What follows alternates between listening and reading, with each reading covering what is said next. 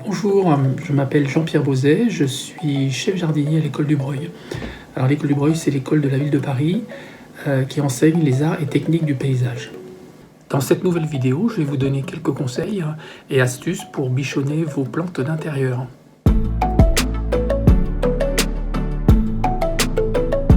Donc là, j'ai choisi une de mes plantes d'appartement, c'est l'Aspidistra elacior. Cette plante fait partie de la famille des asparagacées. C'est une plante très rustique, elle est costaud, elle est vigoureuse et donc il n'y a pas forcément énormément de problèmes.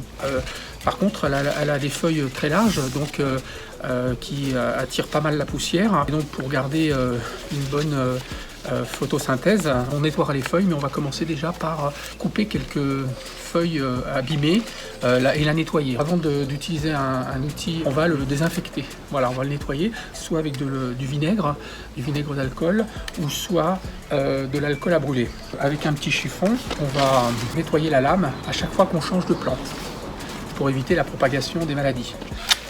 Voilà, par exemple, cette feuille, vous voyez, elle est un petit peu nécrosée. On va enlever toutes ces feuilles-là, les feuilles séchées. Voilà, encore une. C'est tout à fait normal que certaines feuilles sèchent et d'autres, des jeunes vont pousser. Donc c'est naturel. Alors il y a quelquefois aussi du bois mort, quelques branches qui sèchent et qui restent sur la plante. On dit que le bois mort appelle le bois mort. Donc débarrassez-vous de ce bois et votre plante s'en portera mieux. Alors nous sommes prêts pour le nettoyage des feuilles. Il nous faut un récipient, une bouteille, soit du produit à vaisselle, soit du savon noir ou soit du savon de Marseille, du savon d'Alep. Voilà, vous avez le choix. Et puis de l'eau.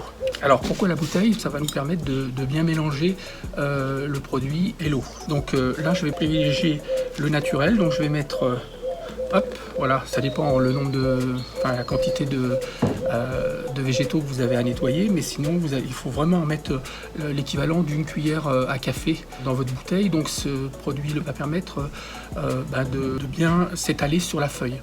Donc ensuite on prend de l'eau. Voilà. Donc on va bien secouer la bouteille. L'avantage du savon noir, c'est que en fait, il ne mousse pas trop, contrairement au produit vaisselle. Donc ensuite, pour nettoyer les feuilles, on peut soit prendre une éponge synthétique ou soit une éponge naturelle. Donc comme là, je vous ai promis de faire que du naturel, donc on va aussi privilégier l'éponge naturelle. Une petite bassine, c'est plus pratique.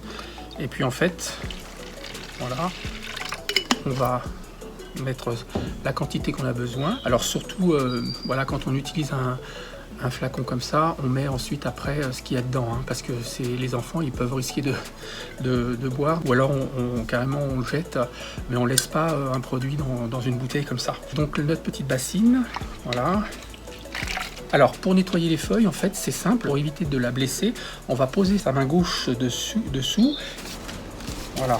Alors généralement on n'a pas besoin de nettoyer le dessous, enfin on peut le faire comme ça légèrement, et la poussière elle se dépose plutôt sur le dessus de la feuille.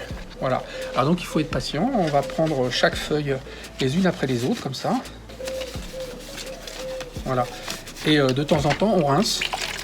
Donc un geste simple, mais qui change tout pour la plante, parce qu'en fait elle se retrouve avec des feuilles propres et elle va pouvoir faire sa photosynthèse et donc être renforcée contre les maladies et contre les insectes. Voilà. Et en plus le savon noir c'est un peu antiseptique, donc c'est déjà un premier traitement. Voilà. Un autre point très important, l'arrosage. Il faut apporter de l'eau sans trop d'excès ni de manque. Parce que ça épuise la plante et du coup elle s'affaiblit et elle est plus facilement sujette à choper des maladies. Notre vidéo touche à sa fin, prenez bien soin de vous, restez confinés et à une prochaine.